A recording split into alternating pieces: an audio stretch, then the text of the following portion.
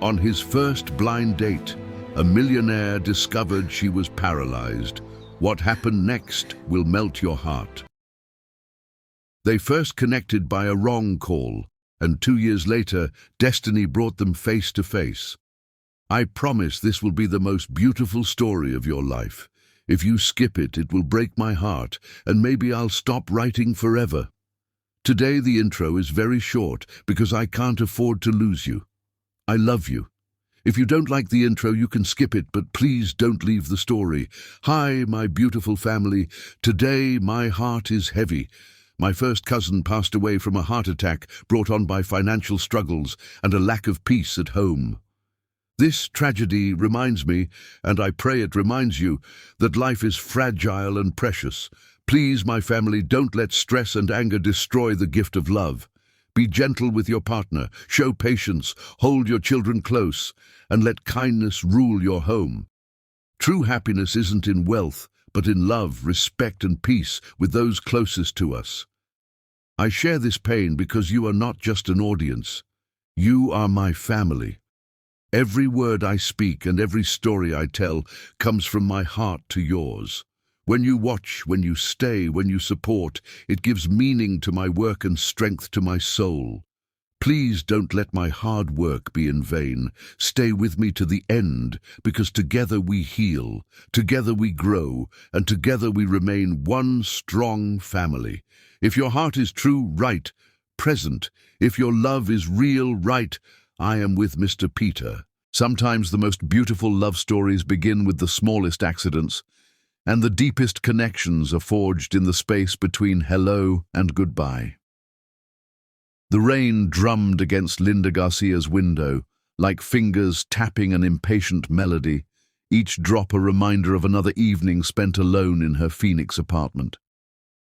At 22, she had grown accustomed to solitude, but tonight it felt heavier than usual, pressing against her chest like a weight she couldn't quite shake off. Her wheelchair sat positioned perfectly beside her desk, where scattered sketches of faces she'd never met told stories of lives she'd never live. The apartment was silent except for the storm, filled with the careful accommodations she'd made to create independence in a world designed for others. Lowered countertops, ramps instead of steps, everything within reach from her seated position. It was functional, efficient, and utterly lonely. 12 years had passed since the accident that took her mother and her legs in one devastating moment. She could still remember every detail, the screech of brakes, the moment of weightless terror, waking up to discover that her mother was gone and her own body had become a stranger.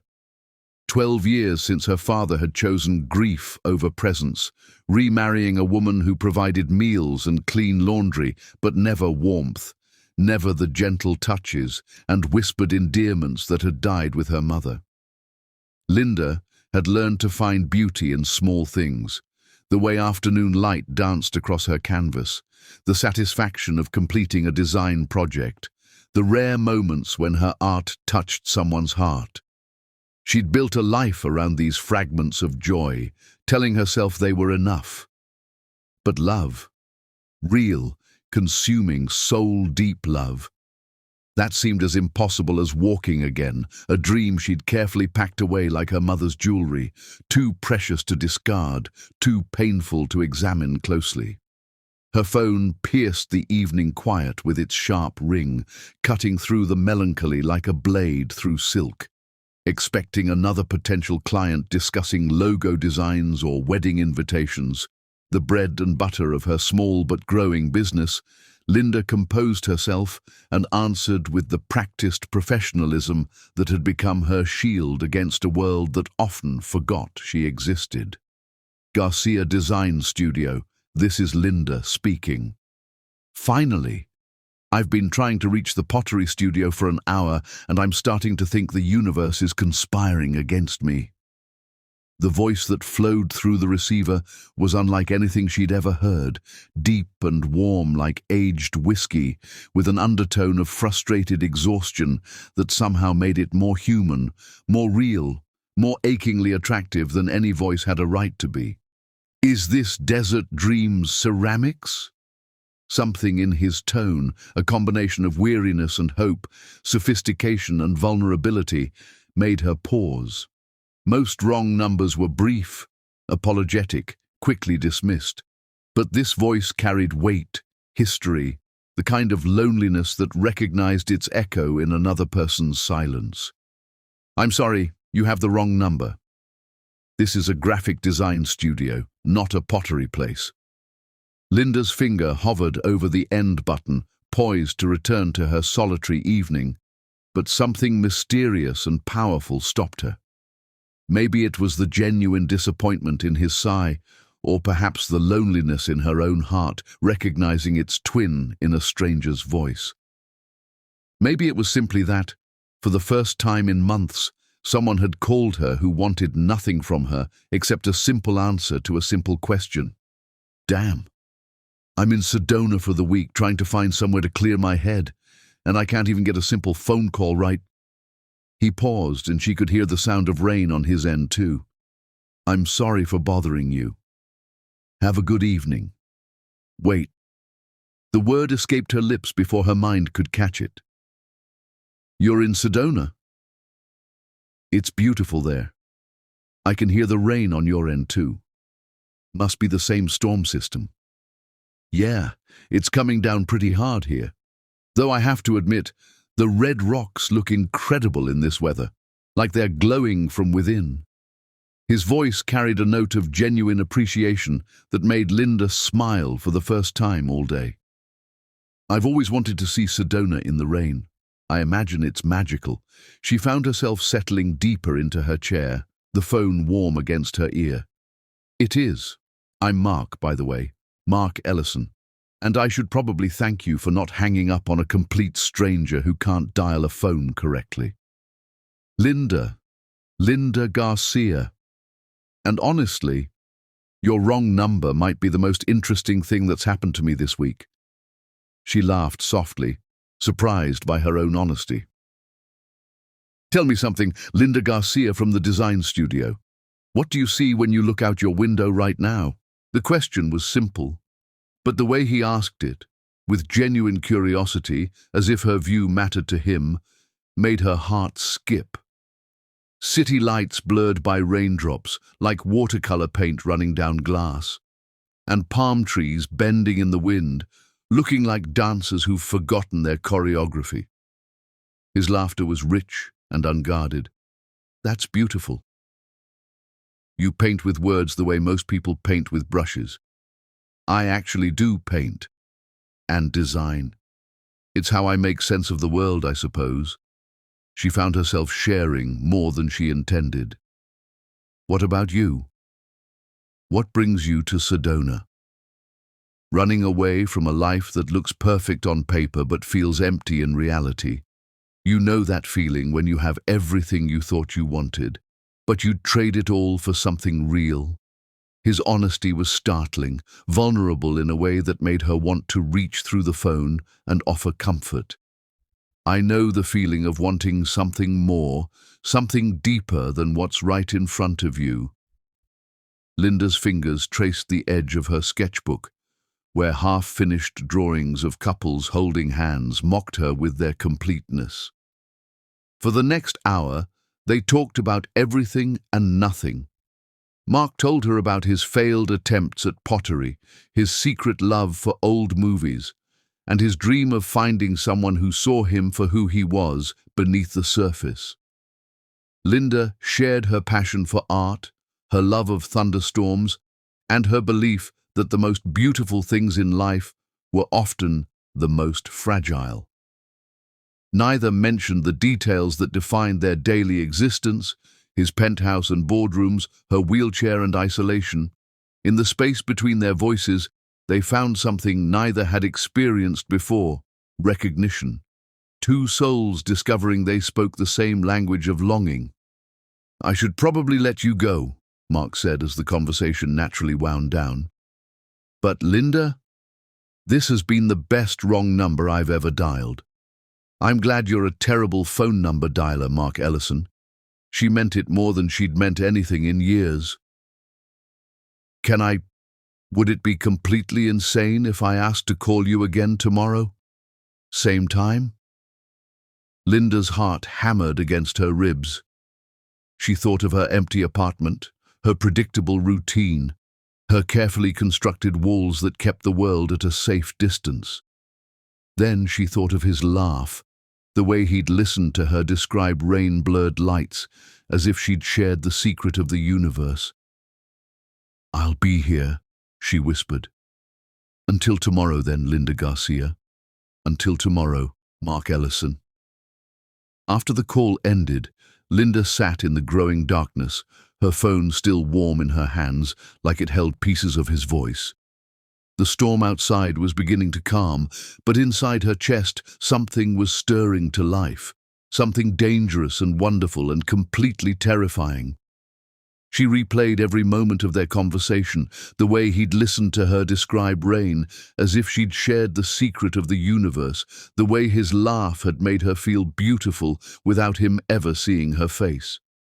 For the first time in 12 years, she allowed herself to imagine what it might be like to be loved, not despite her limitations, but simply for who she was. The thought was so foreign, so impossible, and yet so desperately wanted that it made her chest ache with longing. She rolled to her bedroom window and looked out at the city lights blurred by the last drops of rain.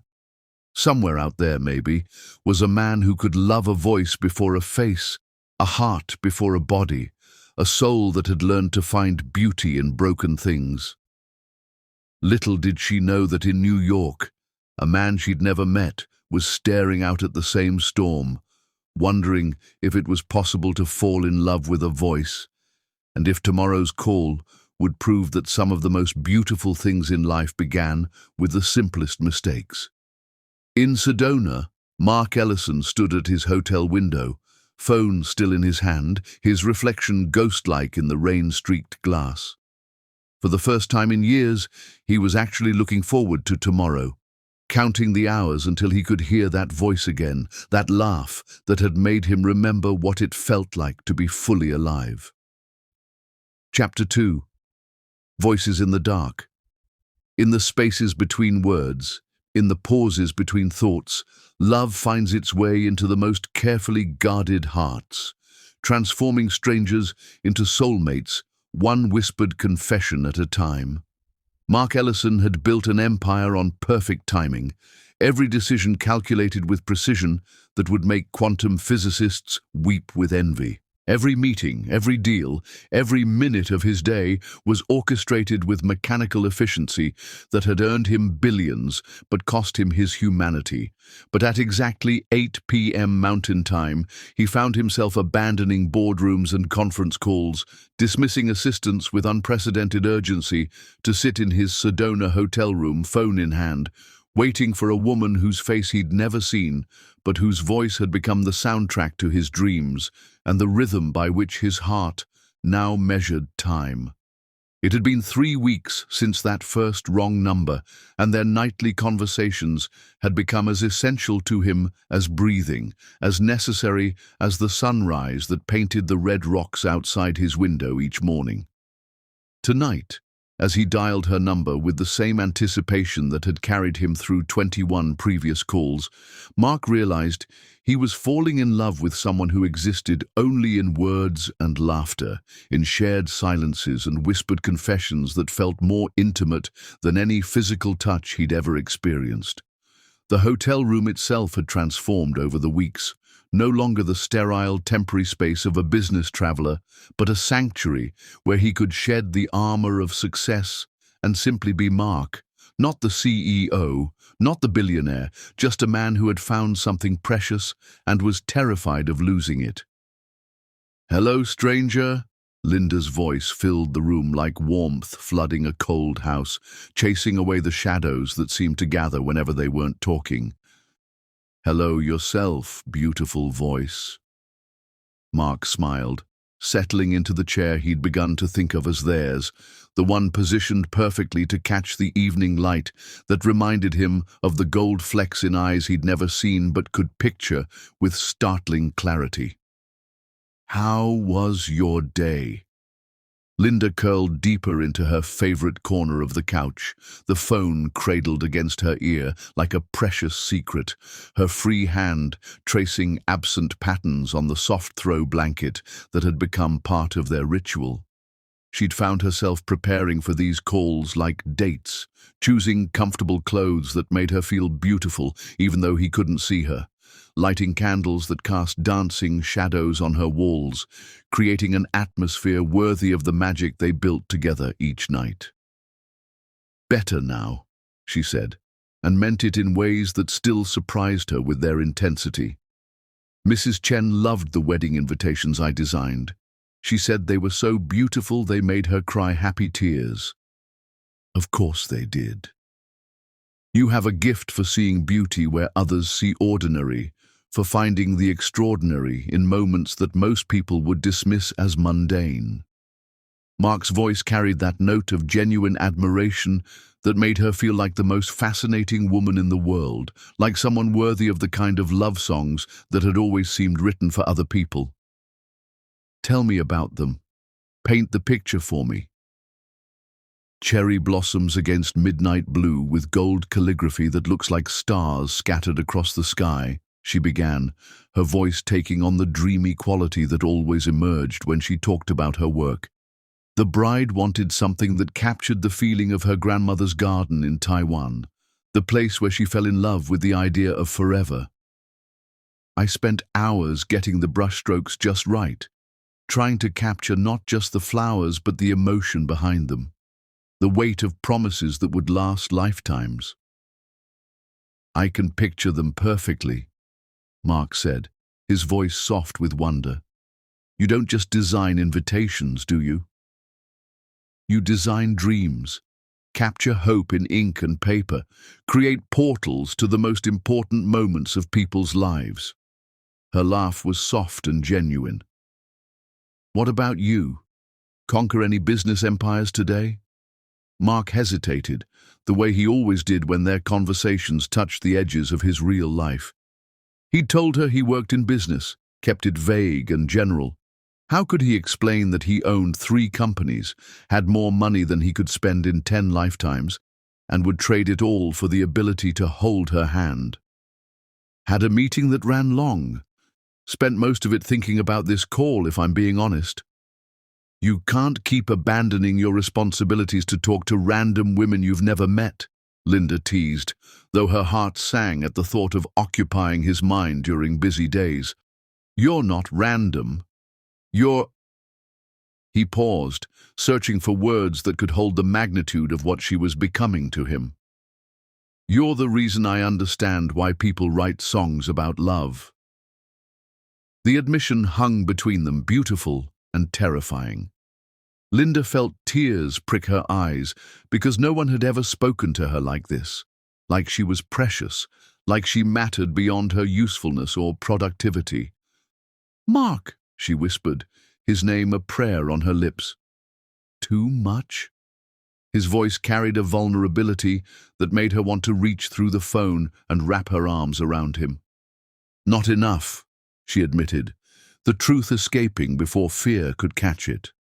They talked about childhood memories that night, Mark's lonely birthdays in boarding schools where nannies pretended to care, hired smiles and expensive gifts that couldn't fill the void left by parents too busy building legacies to build relationships with their son. Linda's perfect 10th birthday, when her mother had painted her fingernails purple and they'd eaten cake for breakfast, dancing around the kitchen to Spanish songs that made everything feel like celebration. They shared dreams that felt too precious to speak aloud in daylight, fears that seemed less overwhelming when whispered into phones in the darkness, favorite books that had shaped their understanding of what love could be, worst heartbreaks that had taught them to guard their hearts until the right person came along with the key. "I keep wondering what you look like," Mark said, as the conversation wound toward midnight, his voice carrying a vulnerability that made her breath catch. "I dream about you, you know. Have whole conversations with a woman whose face changes every time I try to focus on it, but whose voice never wavers." Linda's breath caught, and she felt that familiar clenching in her chest that came whenever their conversations approached the inevitable collision between fantasy and reality. This was the moment she dreaded most, the question that would eventually demand answers she wasn't ready to give. In his mind, she was probably tall and graceful, someone who could dance and run and move through the world without barriers. Someone worthy of the pedestal his voice placed her on each night. The truth felt like a betrayal of the woman he'd fallen for, a revelation that would shatter the magic they'd built, word by careful word. I'm not what you'd expect, she said carefully, her voice smaller than usual, weighted with secrets that felt heavier each passing day. Try me. I have long black hair that I keep in a braid because it's easier to manage. Brown eyes that my mother used to say were like coffee with gold flecks. I'm shorter than average. The half-truths felt like stones in her throat. You sound perfect. If only you knew, she thought, hating herself for the deception, even as she treasured these moments of being seen as whole. What about you? She asked, deflecting attention from herself. 6'2", dark hair that never behaves, green eyes, and a scar on my chin from falling off my bike when I was 7. I smile more when I'm talking to you than I have in years. Linda closed her eyes, building his image in her mind, adding it to the collection of dreams she'd never dared to hope for. I wish, she began, then stopped. What do you wish? I wish we could meet. The words terrified her even as they escaped, because they were true and impossible in equal measure. What's stopping us? Everything. My wheelchair, your inevitable disappointment, the way love stories like this don't happen to people like me. Distance. Timing. Fear that reality might not live up to the magic we've found here. Magic, Mark repeated thoughtfully. Yes, that's exactly what this is. And Linda, I don't think reality could disappoint me. Not when it comes to you. They said goodbye reluctantly, as they always did, promising tomorrow's call like lovers promising forever. Mark hung up and stared at the Sedona night sky, wondering if it was possible to love someone completely without ever touching them. In Phoenix, Linda lay in her bed, staring at the same stars, wondering if she was brave enough to risk losing the most beautiful thing that had ever happened to her by revealing the truth. Neither of them slept well, but both of them dreamed of voices in the dark and love that transcended physical space. Tomorrow's call would bring them closer to a crossroads neither was ready to face, but some journeys toward love require walking through fear to reach the light on the other side. Chapter 3. When silence speaks louder.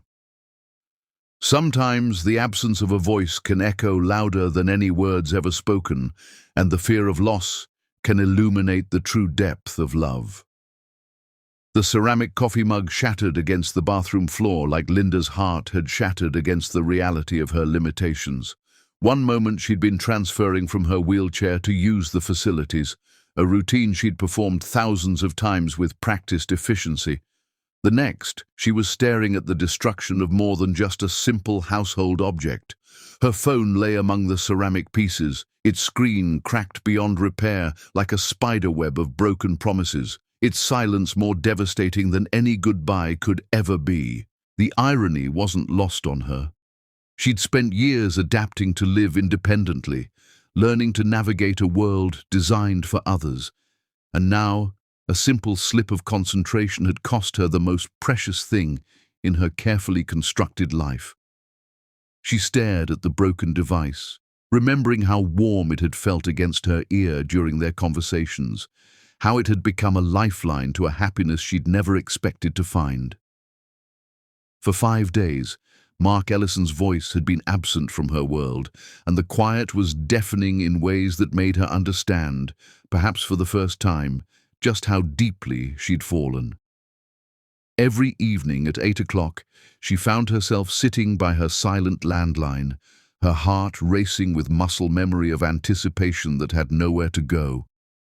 The apartment felt different without their nightly ritual, larger and emptier, filled with conversations that would never happen and laughter that echoed only in her memory. She'd tried everything with the desperate determination of someone whose lifeline had been severed without warning. Called her service provider from her stepmother's phone multiple times, only to learn her device was beyond repair and that retrieving contacts from a phone with a completely shattered screen was impossible. Searched online for any trace of Mark Ellison using every combination of keywords she could think of, finding hundreds of men with that name scattered across social media and business directories, but no way to identify her Mark among the strangers. Her Mark who talked about pottery and red rocks and the emptiness of having everything but meaning. She'd even considered calling every hotel in Sedona, but realized with crushing despair that she didn't know his last name well enough to be certain, didn't know where he worked beyond the vague descriptor of business, didn't know anything concrete about the man who had become her entire world. He was a voice, a laugh, a presence that had filled the empty spaces in her life. But in terms of finding him in the real world, he might as well have been a beautiful ghost. The broken phone pieces sat in a shoebox on her nightstand, carefully collected as if she could somehow reassemble both the device and the connection it had carried.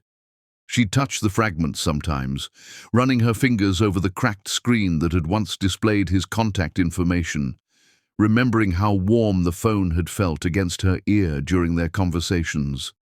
On the fourth day, her stepmother found her crying over the broken pieces she'd carefully collected in a shoebox, as if she could somehow reassemble both the phone and the connection it had carried. The fragments seemed to mock her with their sharp edges and black screen, a physical representation of how quickly happiness could shatter, how fragile the most precious things in life really were. "It's just a phone, Linda," Carol said with her typical emotional distance, the words delivered with the casual dismissiveness of someone who had never experienced the kind of love that made breathing difficult when it was absent. "Buy a new one." "I don't have the money right now. The client payments haven't come in yet." Linda's voice was raw from crying, hollow from the kind of grief that comes from losing something precious and irreplaceable. Not just a phone, but a connection to the only person who had ever made her feel completely seen and valued. "And it's not about the phone. It's about him. It was just some guy you talked to. You'll find another one," Carol said, with the brutal pragmatism of someone who had never understood that love, real love, wasn't something you could simply replace like a broken appliance. "It was just some guy you talked to. You'll find another one." But Linda knew there would never be another Mark. There would never be another voice that made her feel beautiful, another man who listened to her thoughts as if they were music, another connection that had made her believe in love again. Meanwhile, in New York City, Mark was coming apart at the seams in ways that terrified him with their intensity. He'd returned from Sedona, expecting their nightly ritual to continue, only to be greeted by silence that felt like a physical presence in his penthouse. The space that had begun to feel warm with the promise of shared happiness now echoed with emptiness that no amount of expensive furniture could fill. The first night, he'd assumed she was busy, maybe a client emergency, a family obligation, something temporary that would resolve with tomorrow's call. The second night brought worry that gnawed at his concentration during meetings, making him check his phone obsessively for messages that never came. By the third night, he was calling every hour, leaving increasingly desperate voicemails that she'd never hear, his voice cracking with emotions he'd never allowed himself to feel. "Linda, it's me. Are you okay? Call me back. It's Mark again. I'm worried. Please just let me know you're all right. I don't know what happened, but whatever I did wrong, I'm sorry. Please don't disappear on me. This is pathetic, I know, but I can't stop calling. Your voice has become the best part of my day, and I don't know how to go back to the person I was before I found you." His assistant noticed the change immediately. The man who ran board meetings with laser focus now stared out windows during presentations like he was searching for something he'd lost. The CEO, who never missed details, was forgetting appointments, mixing up names, losing track of conversations mid-sentence, as if half of his attention was always elsewhere, always listening for a phone that refused to ring with the voice he needed to hear. "Sir, the Morrison contract needs your signature," his assistant Jennifer said, placing papers on his desk. "What?" Mark looked up as if surfacing from deep water. "Oh, right." He signed without reading, his mind elsewhere, lost in the memory of laughter that had become his reason for breathing. By the 5th day, Mark had made a decision that would have seemed insane to anyone who knew him. He was going back to Phoenix. He was going to find her. Linda sat in her wheelchair in the garden behind her apartment complex, watching children play on equipment she'd never be able to use, when a boy of about 10 approached her hesitantly. "Are you Linda Garcia?" he asked, clutching an envelope like it contained state secrets. Her heart stopped. "Yes." "A man gave me $20 to deliver this to you. He's waiting by the Red Rocks in Sedona." The boy handed her the envelope and ran off before she could ask questions. With trembling fingers, Linda opened the envelope. Inside was a single sheet of paper covered in handwriting she somehow knew belonged to Mark, even though she'd never seen it before. "My dearest Linda, I don't know why you stopped answering my calls, but I can't accept that our story ends with silence. I've spent 5 days in hell, wondering if you're safe, if I said something wrong, if you've decided that whatever this is between us isn't worth continuing. I'm in Sedona, at Bell Rock, where the sunset turns the whole world the color of hope. I'll be here tomorrow at 6 p.m. If you come, we can finally put faces to the voices that have saved us both. If you don't come, I'll understand. But I'll never stop remembering the woman who taught me what it means to fall in love with someone's soul. You said once that you believe the most beautiful things in life are often the most fragile. What we have is both beautiful and fragile, but it's also real. More real than anything I've ever known. Please come, Linda. Let me see the face that belongs to the voice that owns my heart. Forever yours, Mark." She read the letter 7 times before the words fully penetrated. He was here, in Arizona, waiting for her. The terror that seized her was immediate and overwhelming. How could she go? How could she roll up in her wheelchair and destroy the image he'd built of her? How could she watch love die in his eyes when he realized the woman he'd fallen for was broken, incomplete, bound to wheels and limitations? But how could she not go? How could she let the most beautiful thing that had ever happened to her end without at least being brave enough to show him who she really was? That night, Linda lay awake staring at the ceiling, holding the letter against her chest like a talisman against despair, like a bridge between the woman she'd been and the woman she might become if she could find the courage. Tomorrow would change everything, one way or another, and the weight of that knowledge made sleep impossible. Either she would lose the love of her life to the harsh reality of her limitations, or she would discover that some love was strong enough to see past physical barriers to the soul that beat beneath them, strong enough to choose connection over convention, strong enough to prove that fairy tales could survive in the real world. She had no way of knowing that 3 miles away, Mark was lying awake in his hotel room, staring at the same ceiling, wondering if the woman who had stolen his heart would be brave enough to take the greatest risk of both their lives, the risk of being known completely and loved anyway. Chapter 4. Letters from a Stranger. Hope is a dangerous thing. It makes cowards out of the brave and heroes out of the broken, and sometimes it arrives in the hands of a 10-year-old boy carrying $20 and a stranger's heart. Linda stared at the letter until the words blurred together, until Mark's handwriting became a map to a destination she was too terrified to reach. Bell Rock, 6 p.m. tomorrow.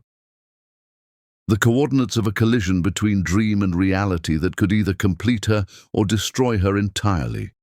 She didn't go. At 6:01 p.m. the next day, while Mark stood among the red rocks of Sedona, watching the sunset alone, Linda sat in her apartment with the letter pressed against her chest, tears streaming down her face as she chose safety over possibility. The coward in her whispered that some dreams were too beautiful to risk losing, that some love was better preserved in memory than destroyed by truth. The same boy appeared at her door the next morning, this time carrying 2 envelopes and a look of curiosity that suggested he was beginning to piece together the romance unfolding through his delivery service. "The man says you didn't come yesterday," the boy said, holding out the envelopes with the solemnity of someone entrusted with state secrets. "He gave me $40 this time and said to tell you that he's not giving up. He seems really nice, lady, and really sad."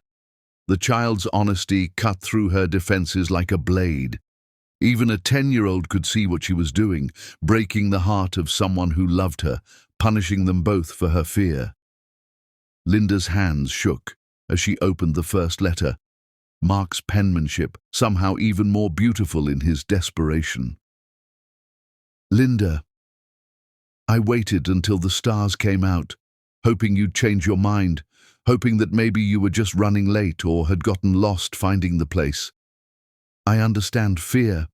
I've lived with it my entire life, afraid that no one would ever love the man behind the money, afraid that I was fundamentally unworthy of the kind of love that transforms people from the inside out, that makes them better versions of themselves. But I'm not afraid of you, beautiful voice. I'm not afraid of whatever you think might scare me away, whatever secret you're carrying that makes you believe you're not worthy of love. I've fallen in love with your mind, your heart, your soul that shines through every word you speak. I've fallen in love with the way you laugh at my terrible jokes, the way you describe rain like poetry that makes me see the world through artists' eyes, the way you find hope in the most ordinary moments and make them feel like miracles. I'll be at Bell Rock again tonight. Same time, same place. I'll wait as long as it takes, as long as there's even the smallest chance that you might find the courage to let me love you the way you deserve to be loved. All my love, Mark." The second envelope contained a single photograph. Mark standing against the red rocks, tall and handsome and heartbreakingly real. He had kind eyes and a smile that was sad around the edges, the face of a man who'd learned to guard his heart, but was choosing vulnerability anyway. He looked like someone she could love completely, someone who might love her back if she was brave enough to let him try. The image made him human in ways that his voice alone couldn't convey, showed her the man who waited for her with patience that felt like worship. But bravery felt impossible when she imagined his face changing from hope to disappointment, from love to pity, from desire to duty. She didn't go that night either. The third letter arrived with a sense of finality that made her stomach clench with dread. "My beautiful mystery. I don't know what's holding you back, but I need you to know that I'm not giving up. I can't give up. What we found together doesn't come along twice in a lifetime. I've been thinking about what you said once, that you wished we could meet but feared reality might not live up to the magic. But Linda, the magic isn't just in our conversations. The magic is in you. It's in the woman who finds hope in thunderstorms, who creates beauty from nothing, who made a lonely man remember what it feels like to be alive. Tomorrow is my last night here. If you don't come, I'll have to accept that some love stories are meant to remain unfinished. But I want you to know that even if I never see your face, even if this is goodbye, loving you has been the most real thing I've ever experienced. Tomorrow night, Bell Rock, 6 p.m. This is my heart's last chance to find its home. Forever yours, no matter what. Mark. Linda read the letter until she'd memorized every word, until his desperation became her own, until the weight of his love and her fear collided in her chest, like storms meeting over open water. That night, she didn't sleep. She sat in her wheelchair by the window, staring out at the darkness, imagining Mark in Sedona doing the same thing. She thought about her mother, who used to say that life wasn't about avoiding heartbreak, but about deciding which chances were worth the risk of breaking your heart over. At 3 a.m., she made a phone call to a medical transport service. At 4 a.m., she picked out her best dress, a deep blue that brought out her eyes, the kind of dress her mother would have chosen. At 5 a.m., she sat in front of her mirror, braiding her hair with hands that wouldn't stop shaking, applying makeup with the care of someone preparing for either a wedding or a funeral. At 2 p.m., she was in the van, making the 2-hour drive to Sedona, her heart hammering a rhythm that sounded like prayers and promises and the kind of terror that comes right before the most important moment of your life. The van's radio played love songs that seemed written specifically for this moment, and Linda found herself humming along, her voice mixing with the melodies as the red rocks grew larger on the horizon. With every mile, she felt pieces of her fear falling away, replaced by something that felt dangerously like hope. She thought about Mark's letters, about the man who'd waited for her 3 nights running, who'd seen something in her worth crossing the country for. Maybe, just maybe, she was worth the risk after all. As the van pulled into Sedona and the afternoon light turned the rocks to fire, Linda Garcia took the deepest breath of her life and chose love over fear, truth over safety, and the terrifying possibility that some fairy tales might actually be strong enough to survive the real world. Chapter 5. When Hearts Collide. There are moments that divide a life into before and after, when the universe holds its breath and 2 souls recognize each other across the space between fear and forever. The rain had not been part of Mark's plan. He'd imagined their first meeting bathed in golden Arizona sunlight, with the red rocks of Sedona providing a backdrop worthy of the moment when his carefully constructed world would either expand to include everything he'd ever wanted or collapse under the weight of disappointed hope. Instead, he stood beneath a darkening sky, drops of water turning his expensive shirt transparent, and his perfectly styled hair into a disaster that his stylist would weep over. But as the storm gathered strength above Bell Rock, Mark realized that rain was perfect for this moment, raw and honest and impossible to control, washing away pretense and leaving only truth in its wake. At 5:45 p.m., 15 minutes before their appointed meeting, he was alone. At 5:50, still alone, but refusing to acknowledge the whisper of doubt that suggested she might not come.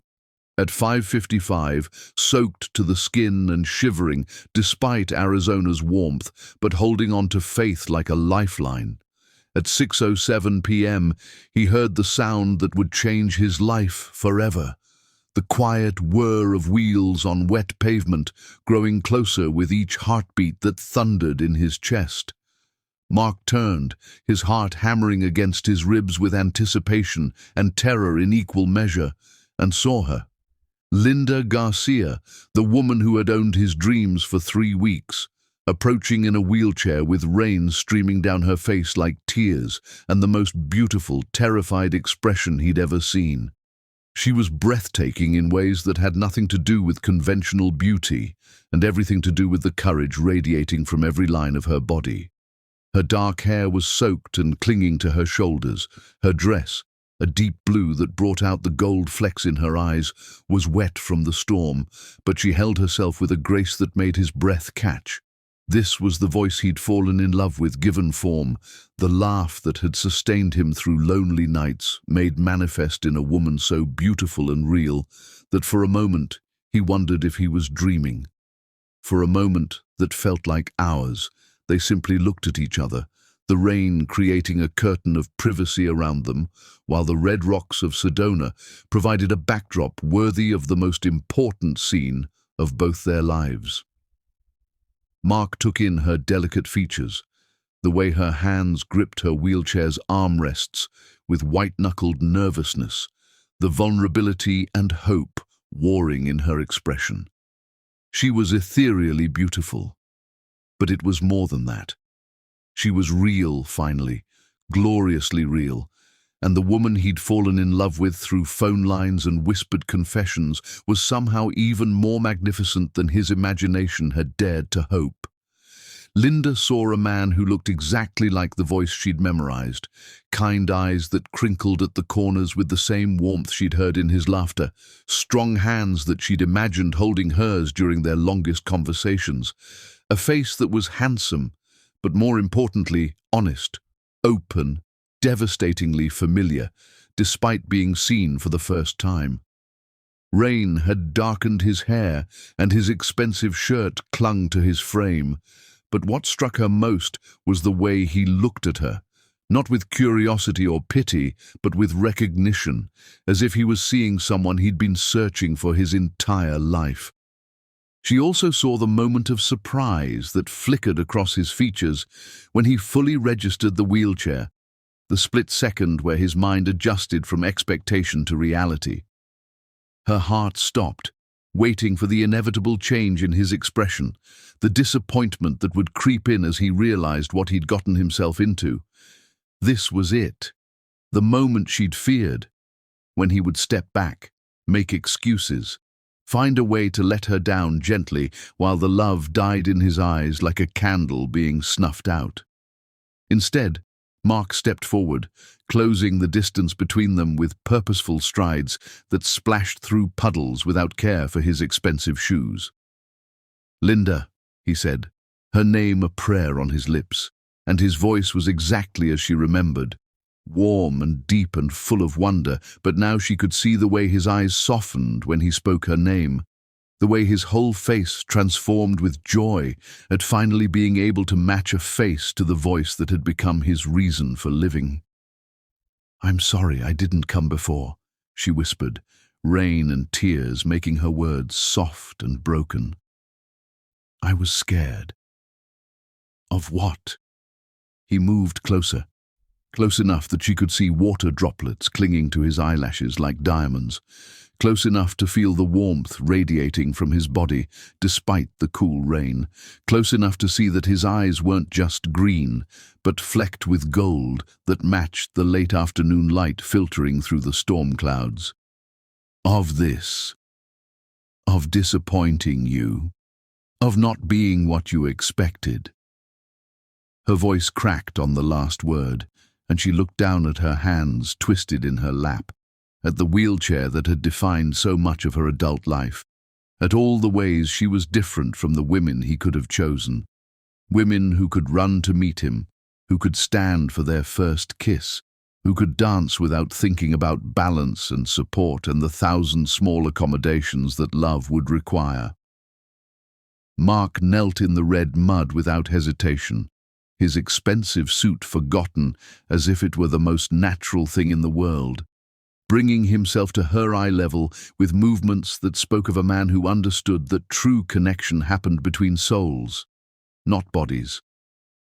His hands, when he reached out to gently lift her chin, were steady and warm, and completely unafraid.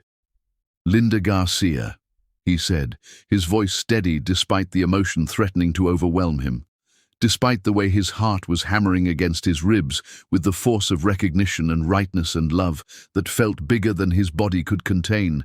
"You are exactly what I expected, and so much more than I dared to hope for." The words were simple, but they carried the weight of every conversation they'd shared, every laugh they'd exchanged, every moment when his voice had made her feel beautiful and whole and worthy of the kind of love that transforms people from the inside out. "But I can't," she began, gesturing helplessly at her wheelchair, at all the things she couldn't do, all the ways she was different from other women he could have chosen, all the limitations that seemed so overwhelming when faced with the reality of a man who could have anyone and had somehow chosen her. "You can't what?" Mark's eyes never left hers, green depths that held no pity, no disappointment, only a love so pure and complete it took her breath away. "You can't make me laugh until my sides hurt. You can't inspire me with your art and your beautiful way of seeing the world. You can't love me with a heart so generous it taught me what I was missing my entire life." The rain fell harder, but neither of them noticed anything beyond this moment of perfect recognition. The world had narrowed to just this. Mark kneeling in the mud with his expensive suit forgotten, Linda's face turned up to his, with rain mingling with tears of joy, and the space between them crackling with the electricity of two souls finally finding their home in each other. This was what love looked like when it transcended every barrier society could construct, when it chose connection over convention, when it proved that the heart sees what the eyes cannot. "I love you," Mark said, the words simple and earth-shattering. "I love your voice and your laugh and your brilliant mind. I love the way you describe thunderstorms and the way you make me feel like the best version of myself. I love your courage and your art, and the fact that you're sitting here in the rain being braver than I've ever been in my entire life." "Mark," she breathed, his name carrying 3 weeks of longing and a lifetime of hope she'd never dared to feel. "I love you," he repeated, reaching out to touch her face with fingers that trembled with reverence. "All of you.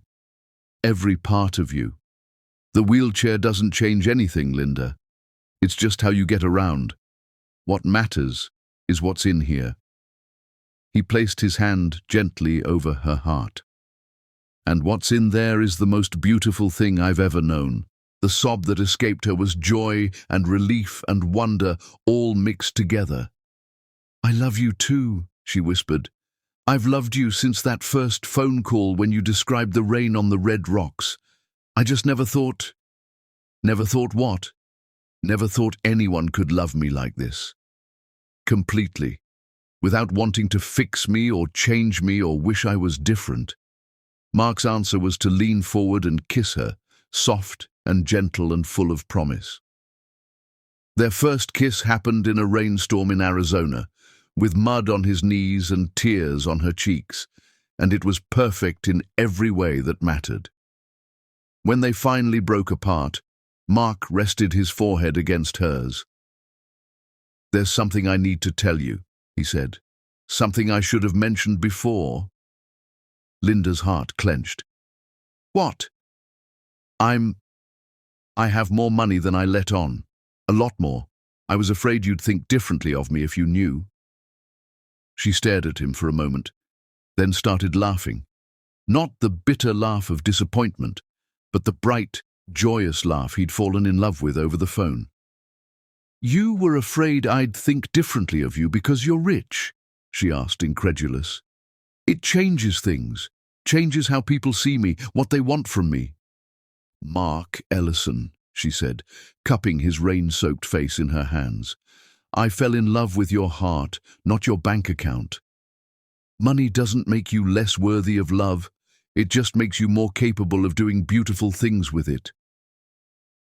A small crowd had gathered to watch them, tourists and locals drawn by the cinematic beauty of two people finding each other in the storm. Someone started clapping, and soon the entire group was applauding their love story unfolding in real time. Mark stood and moved behind Linda's wheelchair, leaning down to speak in her ear. "What do you say we give them something to really applaud?" Before she could ask what he meant, he was kneeling again, this time pulling a small velvet box from his soaked jacket pocket. "Linda Garcia," he said, his voice carrying across the gathered crowd. "I know this is crazy. I know we've only just met face to face. But I also know that some love is too big for cautious timing and careful planning. I love you with everything I am, and I want to love you for the rest of my life. Will you marry me?" The crowd gasped. Linda stared at the ring, a simple, perfect diamond surrounded by smaller stones that caught what little light filtered through the storm clouds.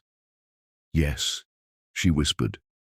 Then, louder, with a joy that could have powered the entire state of Arizona, "Yes!" The crowd erupted in cheers as Mark slipped the ring onto her finger and kissed her again, and if there was magic in the world, it was concentrated in that moment when two hearts that had found each other across impossible odds finally came home. As the rain began to slow and the red rocks emerged from the storm like ancient witnesses to their love, Mark and Linda knew they had crossed a threshold from which there was no return, and neither of them wanted to go back anyway. Chapter 6. New York, New Life. Love, when it's real, doesn't just change two people. It transforms every space they inhabit, turning houses into homes and strangers into family, creating magic from the most mundane moments of shared existence. The elevator ride to Mark's penthouse felt like ascending into someone else's dream, each floor carrying them further from the ordinary world and closer to a life that still felt too beautiful to be real. Linda watched the numbers climb, 20, 30, 40, her hand intertwined with Mark's, the weight of her engagement ring both foreign and perfect on her finger. Through the glass elevator walls, New York City spread out beneath them like a glittering promise, millions of lights that seemed to pulse with the same rhythm as her racing heart. She couldn't quite believe this was her life now, that the lonely woman who'd answered a wrong number just months ago was ascending to a penthouse with a man who looked at her like she held the secrets to every happiness he'd ever wanted. The elevator itself was a marvel, floor-to-ceiling windows that offered a preview of the spectacular views awaiting them, controls positioned at the perfect height for someone in a wheelchair, details that spoke of thoughtfulness rather than retrofitting. Mark had clearly spent time ensuring every aspect of their life together would be seamless, comfortable, designed around love rather than limitation. "Nervous?" Mark asked, squeezing her hand gently, his thumb tracing familiar circles on her skin that had become his signature comfort. "Terrified," Linda admitted, then smiled with the honesty that had become one of the foundations of their relationship. But the good kind of terrified. Like standing at the edge of a cliff, knowing you can fly, knowing that the fall might be the most beautiful thing that's ever happened to you. The elevator opened directly into his apartment, because of course it did, and Linda's breath caught in her throat at the sheer magnificence of the space. Floor-to-ceiling windows offered a panoramic view of Central Park that looked like a living painting, the space decorated with clean lines and expensive furniture that somehow still managed to feel warm rather than sterile. Art graced the walls, not the cold investment pieces she'd expected, but paintings and photographs that spoke of personal taste, of a man who understood beauty in all its forms. But what struck her most was how empty it felt, despite its beauty, like a gorgeous museum exhibit waiting for visitors who would make it come alive with laughter and arguments and the beautiful messiness of actual living. The space was pristine, professionally decorated, undeniably spectacular, and utterly without soul. It was the home of a man who'd focused so completely on building success that he'd forgotten to build a life. "Mark, it's incredible," she said, rolling forward to take it all in, her wheels silent on expensive hardwood that gleamed like honey in the afternoon light. "It's been a museum for the past 5 years," he said, watching her reaction carefully, noting the way she moved through the space with an artist's eye for detail. Beautiful to look at, professionally photographed for magazines, perfect for impressing business associates, but not really lived in. I keep thinking how different it'll be with you here, how your art will transform these walls, how your laughter will make these rooms feel like home instead of a showcase. That's when she noticed the modifications, changes so seamlessly integrated into the existing design that they looked intentional rather than retrofitted. A ramp leading to the living area where there had obviously been steps before, the incline so gentle it seemed like a natural part of the architecture. Lowered light switches and countertops in the kitchen that had been redesigned to accommodate her height without sacrificing style. Door handles changed to levers instead of knobs throughout the apartment, a detail so small but so meaningful because it showed he'd thought about every aspect of her daily life. "You did all this for me?" she asked, her voice barely above a whisper. Mark's cheeks colored slightly. "I may have made a few calls while you were packing in Phoenix. I wanted you to feel at home here. Not like you were living in someone else's space." Linda felt tears prick her eyes. Every man she'd ever dated, the few who'd bothered, had either ignored her wheelchair entirely or treated it like a problem to be solved. Mark was the first to see it as simply part of who she was, something to accommodate naturally rather than begrudge or pity. "Show me everything," she said. For the next hour, Mark gave her the tour like an excited child showing off his favorite toy. He'd had the master bathroom redesigned with a roll-in shower and grab bars disguised as towel holders. The bed could be adjusted to different heights with the touch of a button. Even the art studio he'd created for her had been designed with accessibility in mind. Adjustable easels, supplies within easy reach, lighting that could be modified for any project. "I may have gotten a little carried away," he admitted as they finished the tour in her new studio. "If anything doesn't work or needs to be changed." Linda rolled to the center of the room and spun in a slow circle, taking in the north-facing windows, the organized supplies, the easel positioned perfectly for her height. It was more than she'd ever dreamed of having, not just the equipment, but the thoughtfulness behind every detail. "It's perfect," she said. "You're perfect." "I'm really not," Mark said, moving to stand behind her chair, his hands resting gently on her shoulders. "But I love you enough to want to be." Their first dinner in the apartment was take-out Chinese food eaten on the living room floor, Linda sitting in her wheelchair while Mark sprawled beside her, both of them talking over each other in their excitement to share everything they'd never been able to say over the phone. "Tell me about your family," Linda said, twirling lo mein around her chopsticks with the skill of someone who'd eaten too many solo dinners. Mark's expression grew complicated. "My parents are good people, but distant. They had me late in life, already set in their ways. When I showed an aptitude for business, they were proud, but it always felt like they loved my achievements more than me. My sister Emma is different, though. You'll love her." "Will they like me?" The vulnerability in her question made Mark's heart clench. He set down his food and turned to face her fully. "Linda, my parents have met every woman I've dated in the past 10 years. Socialites, models, women who looked perfect on paper and left them impressed but cold. You're the first woman I've ever brought home who they'll see me actually light up around. They're going to love you because I love you and because loving me has made me someone worth loving." She was quiet for a moment, processing. "I keep waiting for the other shoe to drop," she admitted, "for you to wake up and realize what you've gotten yourself into." Mark moved from the floor to kneel beside her chair, taking her hands in his. "Linda Garcia, let me tell you what I've gotten myself into. I've gotten myself into a life where I wake up excited about the day ahead.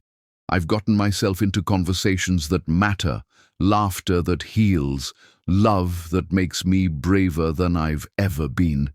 I've gotten myself into the greatest adventure of my life. Even though I come with complications, everyone comes with complications. Yours just happened to have wheels. That night, as they lay in Mark's king-sized bed, adjusted to the perfect height for Linda to transfer from her wheelchair, she stared at the ceiling and marveled at how quickly her entire world had transformed. "Mark," she whispered into the darkness. Thank you." "For what?" "For seeing me, all of me.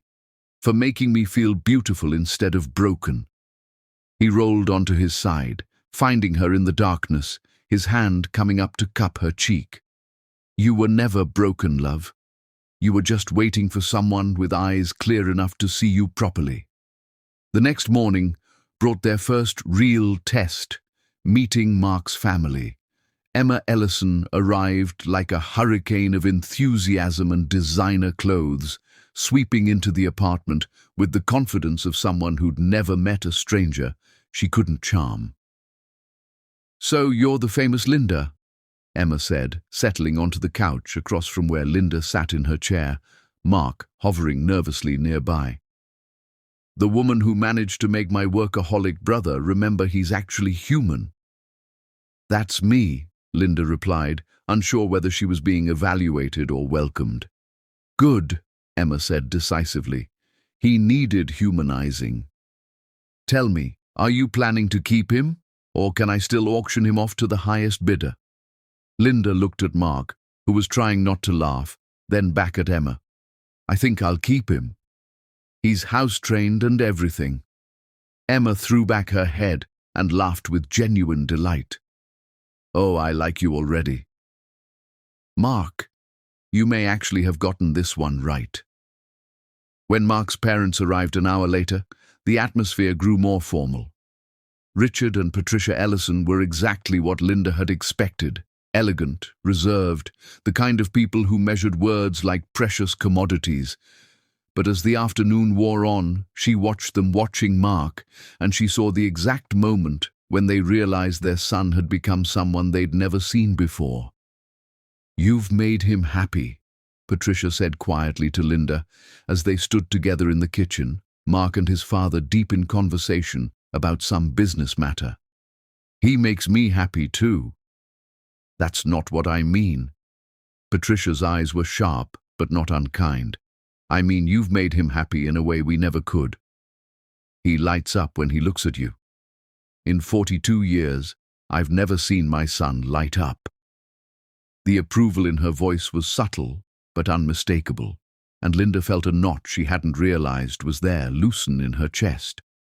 That evening, after everyone had gone and they were alone again in their apartment, Mark found Linda in her studio, sketching by the window as the sun set over Central Park.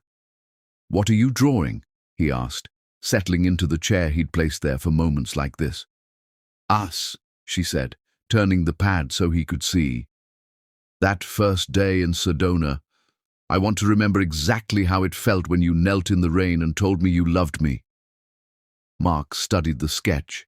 Their faces turned toward each other, the rain rendered in careful strokes, the joy and wonder and relief captured in expressions that were somehow both realistic and larger than life. "It's beautiful," he said, "but you got one thing wrong." "What?" He reached over and took the pencil from her hand, adding a few careful strokes to the drawing. When he handed it back, he'd drawn their joined hands, their rings catching the light, the moment when they'd chosen each other completely and forever. "There," he said. "Now, it's perfect." As they sat together in their home, truly their home now, watching the city sparkle to life below them, both Mark and Linda knew they had successfully crossed the bridge from separate lives to shared future, and the view from the other side was more beautiful than either had dared to imagine. Chapter 7. Hope and Healing. Sometimes the greatest act of love is not accepting someone as they are, but believing in who they might become, and having the courage to take the journey together. The medical office smelled like disinfectant and hope, a combination that made Linda's stomach flutter with equal parts anticipation and terror. She'd been in too many medical facilities over the years, subjected to too many consultations that ended with apologetic shrugs and gentle explanations of why nothing more could be done. But Dr. Rebecca Thompson's office was different from the sterile medical facilities she remembered from childhood. Warm wood furniture, plants on the windowsills, certificates and awards that spoke of expertise without intimidation, family photos that suggested this doctor understood life existed beyond medical charts. The walls displayed before and after photos of patients who'd undergone various procedures, stories of triumph that both inspired and terrified her. Some showed people learning to walk again after accidents. Others celebrated smaller victories, the ability to stand, to take a few assisted steps, to reclaim pieces of physical independence they'd thought were lost forever. Mrs. Garcia-to-be, Dr. Thompson said with a smile that crinkled her eyes, extending a hand that was both professional and genuinely warm. I've reviewed your files extensively, and I have to say, your case is fascinating from a medical perspective. Mark reached for Linda's hand, their fingers interlacing automatically in the gesture that had become as natural as breathing over their 3 months of living together. The familiar contact carried extra weight today, an anchor in the storm of possibilities and fears, a reminder that whatever they learned in this room, they would face it together. His thumb traced gentle circles on the back of her hand, a silent message of support that steadied her racing heart.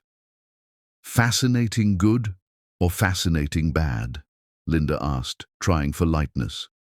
Fascinating hopeful, Dr. Thompson replied, pulling up Linda's MRI images on a large monitor. Your injury was severe, no question, but you were 10 years old when it happened, and medicine has advanced significantly in the past 12 years. More importantly, your body has done something remarkable. She pointed to the images, explaining in language they could understand how Linda's young body had created new neural pathways around the damaged areas, how her muscles had maintained more tone than typically seen in cases like hers, how recent advances in surgical techniques had opened possibilities that hadn't existed even 5 years ago. What are you saying? Mark asked, his voice carefully controlled. I'm saying there's a chance, not a guarantee, but a real chance that we could restore some function. Maybe not complete mobility, but potentially enough for you to walk with assistance. The words hung in the air like a held breath. Linda stared at the images of her spine, seeing for the first time not just damage, but possibility. What would the surgery involve? She asked. Dr. Thompson spent the next hour explaining the procedure with the thoroughness of someone who understood that hope required complete honesty to be sustainable. The surgery was complex, she explained, involving multiple stages of delicate work on her spinal cord that would require a team of specialists working in perfect coordination. It was risky, with potential complications that could range from infection to paralysis that could be worse than her current condition. The rehabilitation would be months of intensive, often painful work, with no guarantees about the final outcome. The success rate was encouraging, but not overwhelming.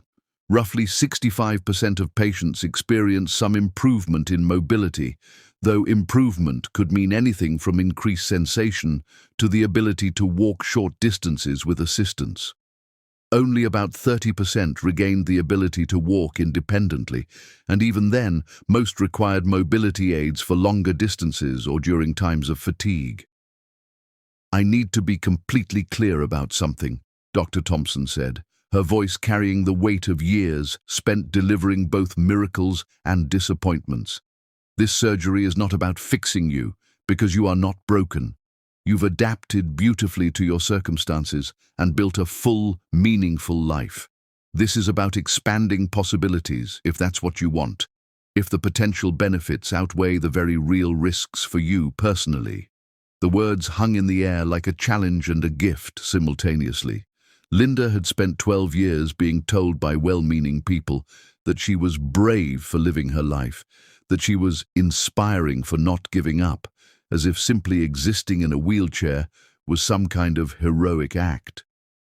Dr. Thompson was the first medical professional to acknowledge that she wasn't a problem that needed solving, but a whole person considering her options.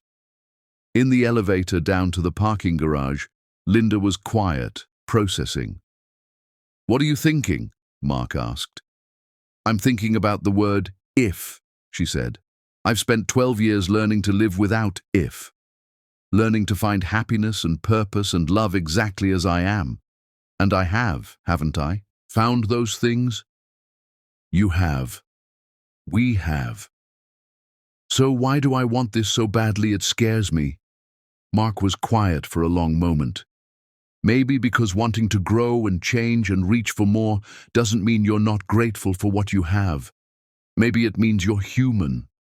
That night, they lay in bed talking until dawn, working through fears and hopes and practical considerations that felt both monumental and surprisingly manageable when shared between two people who'd learned to navigate life's challenges together. "What if it doesn't work?" Linda whispered in the darkness, her voice small and vulnerable in ways that made Mark's heart clench with protective tenderness. "Then we'll still be us. Still be happy. Still be in love with a future full of possibilities that have nothing to do with walking." His voice was steady, certain, the bedrock of faith she could build her courage upon. What if it does work? The question carried equal weight, because success meant change, and change was terrifying even when it promised improvement. "Then we'll dance at our wedding," Mark said simply, and the image was so beautiful it brought tears to her eyes. "But Linda, I need you to understand something that I don't think I've made clear enough. I fell in love with you exactly as you are. If you never take another step, if things stay exactly as they are right now, I will spend every day for the rest of my life grateful that a wrong number brought me the perfect woman for me." She turned in his arms, finding his face in the darkness, tracing the features she'd memorized by touch. "Mark, I need you to understand something too. I'm not doing this for you. I'm not doing this so I can be the wife you deserve or so I can be normal or acceptable or any of those things that society tells women like me we should strive for."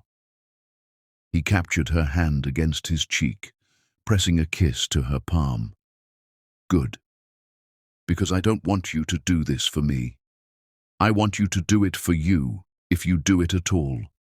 I want you to chase every dream that lives in your heart, explore every possibility that calls to your spirit, not because you think you need to earn love, but because you deserve to see what you're capable of achieving." "I think I want to try," she said, "not because I need to walk to be complete, but because I want to see what I'm capable of. I want to push the boundaries of what's possible. Then we'll do it together." The next few weeks were a whirlwind of additional consultations, second opinions, insurance battles that Mark's resources made easier but not simple. Through it all, their families rallied around them with support that sometimes overwhelmed Linda with its intensity. Emma appointed herself chief researcher, arriving at the apartment with stacks of medical journals and success stories from similar cases. Mark's parents, in their reserved way, made it clear they were prepared to provide whatever resources might be needed. Even Linda's father called from Phoenix, his voice thick with emotion he rarely showed. "Misha," he said, using the pet name he hadn't called her since before her mother died, "I want you to know how proud I am. Your mother would be proud too." The mention of her mother broke something loose in Linda's chest. "I wish she could be here for this." "She is here," her father said firmly. "She's in your courage, your strength, your refusal to settle for less than everything life can offer you." The surgery was scheduled for a Tuesday in October, when the leaves in Central Park were turning colors that reminded Linda of the Arizona sunsets where her love story had begun. The night before the procedure, She and Mark sat in her studio, surrounded by paintings she'd created over the past few months, portraits of hope and fear, abstracts that captured the emotional landscape of preparing for the unknown. "Are you ready?" Mark asked. "No," she said honestly, "but I'm going to do it anyway. That's the definition of brave." "I keep thinking about that first phone call," Linda said, putting down her brush and turning to face him. "How I almost hung up when you asked for the pottery studio. What would have happened if I had? But you didn't." "No, I didn't. I took a chance on a wrong number, and it changed my entire life. Maybe tomorrow is another wrong number that turns out to be exactly right." They made love that night with extra tenderness, extra reverence, as if they were memorizing each other before a long journey, which, in a way, they were. The morning of the surgery, as they sat in the pre-op area surrounded by medical professionals preparing for an 8-hour procedure, Linda looked at Mark and saw her own mixture of terror and hope reflected in his eyes. "Whatever happens," she said, "promise me something. Anything. Promise me we'll still be us. That if I can walk, you won't love me more. And if I can't, you won't love me less." Mark leaned down and kissed her forehead, soft and sure. "Linda Garcia, I promise you that my love isn't conditional on what your legs can do. I fell in love with your heart, your mind, your soul. Everything else is just details." As they wheeled her toward the operating room, Linda closed her eyes and thought about phone calls and rainstorms, about love that transcends physical limitations, about the difference between being broken and being ready for transformation. 8 hours later, she would wake up to Mark's face and Dr. Thompson's cautiously optimistic smile, and the long journey toward discovering what was possible would begin in earnest. Chapter 8. Steps of Faith.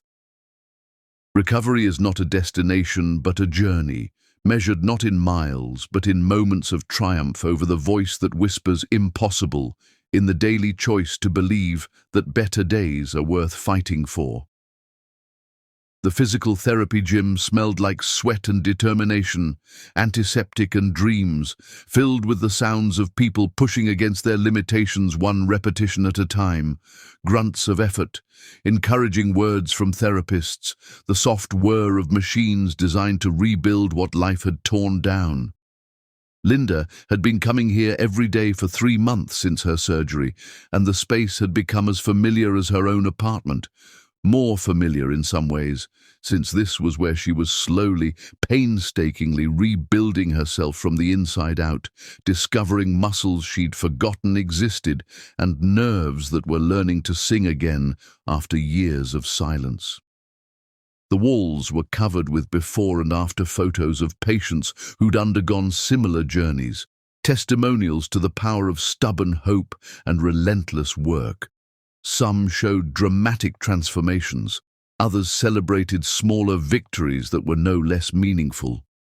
Each image was a reminder that recovery looked different for everyone, that success couldn't be measured by anyone's standards except her own. "Remember, we're not racing anyone," said Marcus, her physical therapist, a man whose patience seemed infinite and whose faith in the human bodies to heal had become Linda's lifeline during the darkest days of her recovery. He was built like a linebacker, but moved with the gentleness of someone who understood that healing required both strength and tenderness. "We're building strength, building connection, building trust between your brain and your legs. Every day is different. Every session teaches us something new about what's possible." Linda gripped the parallel bars, sweat already beading on her forehead from the effort of simply standing upright, her legs trembling with the unfamiliar weight of supporting her body after 12 years of relying on wheels. 3 months ago, she couldn't feel anything below her waist except phantom sensations that taunted her with memories of movement. Now, sensation was returning in unpredictable waves, sometimes a tingle that felt like champagne bubbles under her skin, sometimes actual feeling that made her gasp with wonder, sometimes phantom sensations that made her think she could move more than she actually could. "I feel them today," she said, concentrating on the muscles in her right leg. "It's different than yesterday." Mark watched from his usual chair in the corner, laptop forgotten, his entire attention focused on his fiancée as she worked with an intensity that took his breath away. Every day for 3 months, he'd sat in that chair, watching her push herself past what seemed possible, celebrating victories measured in millimeters and mourning setbacks that would have broken a lesser spirit. "Good," Marcus said. "Now let's see what happens when you try to shift your weight."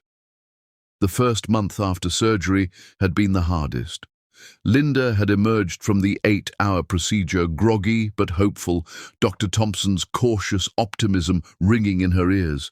But hope had to be tempered with reality, the swelling, the pain, the long weeks of healing before they could even begin to assess whether the surgery had been successful. Patience had become Mark's most used word, whispered to Linda during the dark nights when pain kept her awake, repeated to himself when he wanted to demand faster progress, better results, immediate transformation. But gradually, impossibly, things began to change.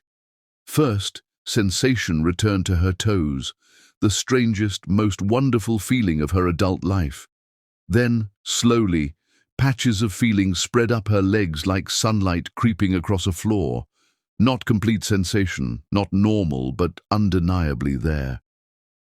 "I can feel you touching my ankle," she'd whispered to Mark one evening as he massaged her feet, tears streaming down both their faces at this small miracle. Now, 6 months after surgery, Linda was standing upright, supporting most of her weight on her legs for the first time in 12 years. The achievement was monumental and terrifying and completely exhausting. "That's enough for today," Marcus said, noting the tremor in her legs that indicated muscle fatigue. "5 more minutes," Linda insisted, the same thing she said every day. "Linda," Mark said gently, knowing that tone, "you've made incredible progress. Don't push so hard you set yourself back." She looked at him, sweat-dampened hair clinging to her forehead, eyes bright with determination and frustration in equal measure. "I want to dance at our wedding, Mark. I want to walk down that aisle to you. I need 5 more minutes." Marcus looked between them, understanding the deeper conversation happening beneath the surface. "5 more minutes," he agreed. "But we listen to your body, okay? No heroics. Those 5 minutes yielded something extraordinary. As Linda concentrated with every fiber of her being, her right leg lifted slightly, then her left. Not steps exactly, but the beginning of steps. The muscle memory was there, buried but not destroyed, waiting for the right combination of healing and willpower to resurface. "Did you see that?" she gasped, looking between Mark and Marcus. "Did you see?" "I saw," Mark said, his voice thick with emotion. "I saw you taking your first steps toward our future." The drive home was quiet, both of them processing what had happened in the therapy session. Recovery wasn't linear. There had been good days and discouraging days, breakthrough moments and setbacks that left Linda sobbing in Mark's arms. But today felt different. Today felt like crossing a threshold. "Mark," Linda said as they pulled into their building's garage, "I need to tell you something." He parked and turned to face her, noting the serious expression that meant she'd been thinking deeply about something. "I've been afraid," she admitted, "not just of the surgery not working, but of it working too well." "What do you mean?" "I mean, I've been afraid that if I could walk again, you'd expect me to be someone different, that you'd want the woman who could walk instead of the woman you fell in love with." Mark reached across the console to take her hand. "Linda, listen to me. I fell in love with you sitting in a wheelchair in the rain, and I'll love you standing at our altar. I'll love you if you run marathons or if you never take another step. The woman I fell in love with is your courage, your humor, your brilliant mind, your generous heart. Those things don't change based on what your legs can do. Promise? Promise. That night, they lay in bed talking about wedding plans with a new sense of possibility. They'd been engaged for 6 months, taking things slowly while Linda recovered from surgery and adapted to her changing body. "Tell me again about the venue," Linda said, curled against Mark's side. "The garden at the conservatory, with the glass walls and the view of the park. You can walk down the aisle if you want to, or roll, whatever feels right on the day." "I want to walk," she said firmly. "Even if it's just a few steps, even if I need help, I want to walk to you." "Then you will." 3 months later, Linda took her first unassisted steps. 5 steps from her wheelchair to Mark's waiting arms, but they might as well have been 5 miles for the joy they brought. Marcus cheered, other patients in the therapy gym applauded, and Mark swept her into his arms like she'd just conquered Everest. "I did it," she whispered against his neck. "I actually did it." "You did it," he confirmed, holding her tight. "You did the impossible." But the real breakthrough came 2 weeks later, when Linda was practicing at home. Mark was in his office taking a conference call when he heard her voice from the living room. "Mark! Mark, come here!" He found her standing by the window.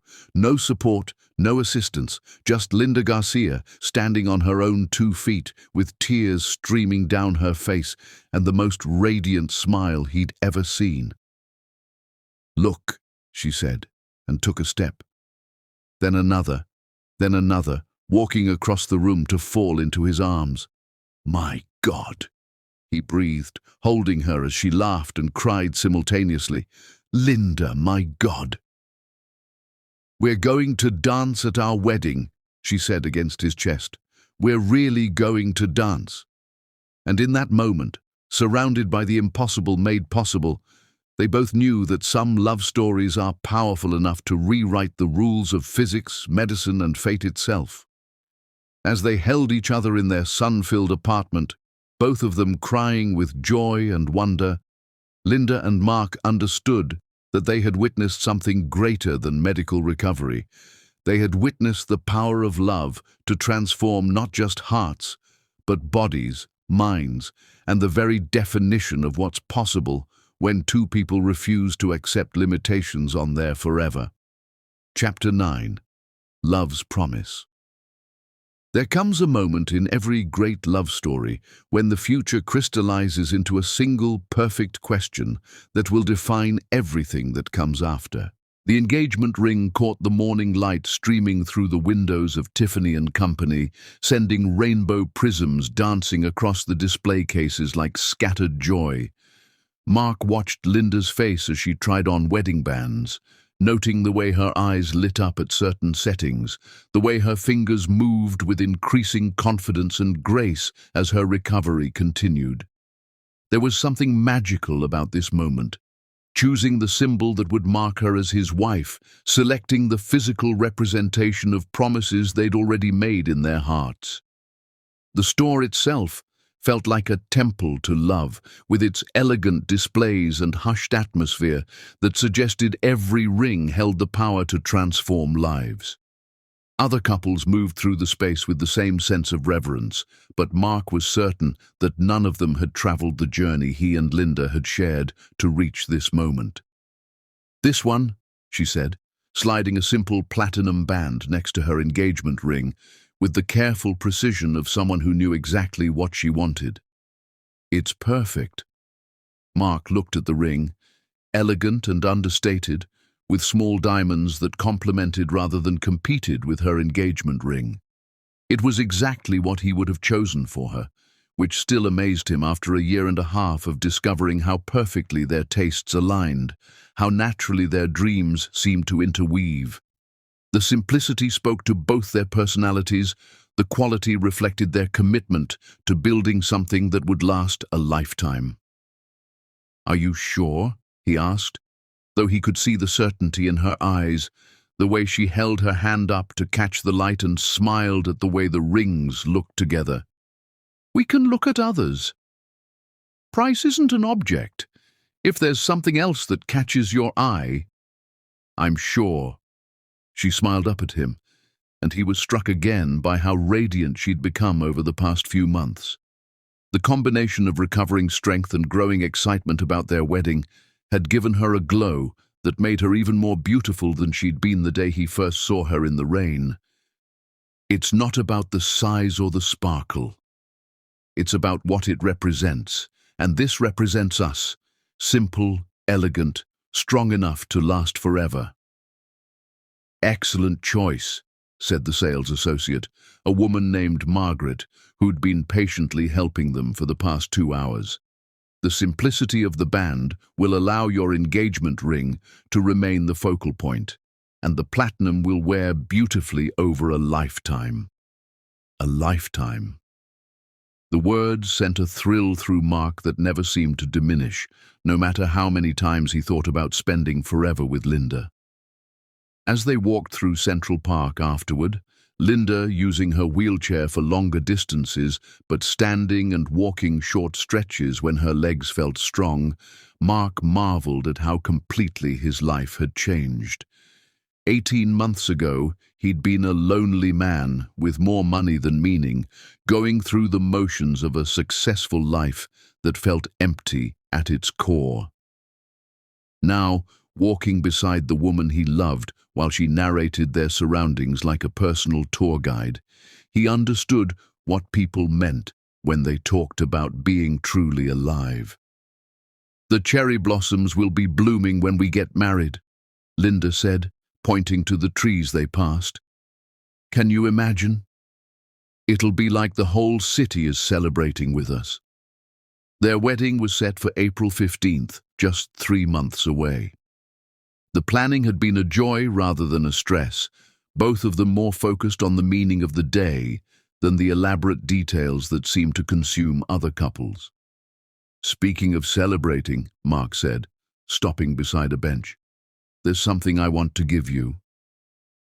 Linda looked puzzled as he pulled a small wrapped box from his jacket pocket. "Mark, we just bought my wedding ring. What's this?" "Open it."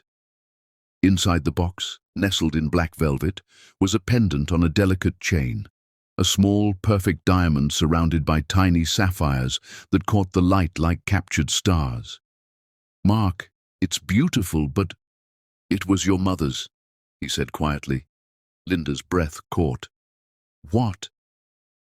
"I called your father, asked him if he had anything of hers that you might want to carry with you on our wedding day. He sent this." Mark's voice was gentle as he explained. "He said she wore it on her wedding day, and he'd been saving it for you." Tears filled Linda's eyes as she lifted the pendant from the box. She remembered this necklace, remembered her mother wearing it on special occasions, remembered playing with it as a small child while her mother held her. "He said something else," Mark continued. "He said your mother would have loved me, not because I can provide for you, but because I see you the way she always saw you, as perfect exactly as you are." The sob that escaped Linda was part grief for the mother who wouldn't be there on her wedding day, and part overwhelming gratitude for the man who understood that some gestures matter more than any amount of money could ever express. "Help me put it on," she whispered. Mark fastened the chain around her neck with gentle fingers, and when the pendant settled against her chest, it felt like a blessing from beyond. "Thank you," she said, her voice thick with emotion. "This means more to me than you could possibly know." "I do know," he said, settling beside her on the bench, "because love means paying attention to what matters most to the people we cherish." That afternoon, they had lunch with Emma and her husband David at their favorite restaurant overlooking the Hudson River. Emma had become not just Mark's sister, but Linda's closest friend in New York, the kind of confidant who could make her laugh until her sides hurt and offer wisdom that cut straight to the heart of any problem. So, final head count? Emma asked, consulting the notebook she'd appointed herself keeper of. 87, Linda replied. Small enough to feel intimate, big enough to include everyone who matters. Perfect. And you're sure about walking down the aisle? Linda's hand moved instinctively to touch the pendant at her throat. I'm sure. I've been practicing with my physical therapist. I can walk about 50 feet now without assistance, and the aisle is 43 feet. I measured. Of course you measured, David laughed. Most brides worry about flowers and photographers. You worry about distance calculations. I worry about not falling flat on my face in front of everyone we love, Linda corrected with a grin. You won't, Mark said with absolute certainty. But even if you did, I'd be there to catch you. That's what husbands are for. You're not my husband yet, Linda pointed out. Technicality, Mark replied, raising his wineglass. In every way that matters, I've been yours since the moment you didn't hang up the phone. That evening, they returned to their apartment to find a package waiting, the wedding invitations they'd designed together, combining Linda's artistic vision with Mark's desire for elegant simplicity. The result was breathtaking. Cherry blossom branches in watercolor across cream paper, their names scripted in gold calligraphy, the details of their celebration laid out like poetry. They're perfect, Mark said, running his finger across the raised lettering of their names. Mark Christopher Ellison and Linda Isabella Garcia. Mrs. Linda Ellison, she said experimentally. That's going to take some getting used to. You could keep Garcia, Mark said, or hyphenate, whatever makes you happy. Linda considered this. I think I want to be Mrs. Ellison. I want to share your name the way I want to share your life, completely. They spent the evening addressing invitations, their hands occasionally brushing as they worked, their conversation flowing between wedding details and dreams for their future that felt both immediate and eternal. The elegant stationery spread across their dining room table like promises waiting to be delivered, each envelope containing not just an invitation to their wedding, but a piece of their love story that would be shared with everyone who mattered to them. Mrs. Patterson will cry when she opens this, Linda said, addressing an invitation to her former art teacher who had encouraged her to pursue graphic design during the darkest days after her accident.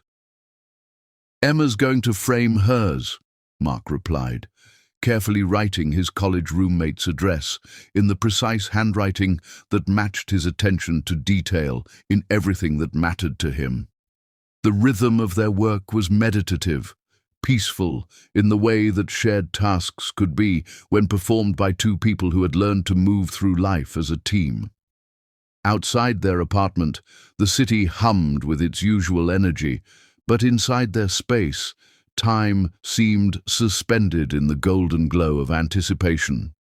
When they finished, they had a stack of elegant announcements ready to carry their love story to friends and family scattered across the country, colleagues from Mark's business world who had watched him transform from a driven but lonely man into someone who radiated contentment.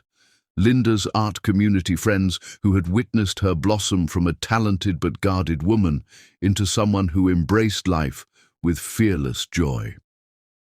One more thing, Mark said as they prepared for bed. He pulled another small box from his dresser drawer, this one containing matching wedding bands, his in platinum to match hers. I wanted us to see them together, he said, sliding his ring onto his finger beside hers on her hand. What do you think? The rings looked perfect together, simple, elegant, symbolic of the love that had grown between them from that first accidental phone call. I think, Linda said, intertwining their ringed fingers, that we're ready to promise forever to each other.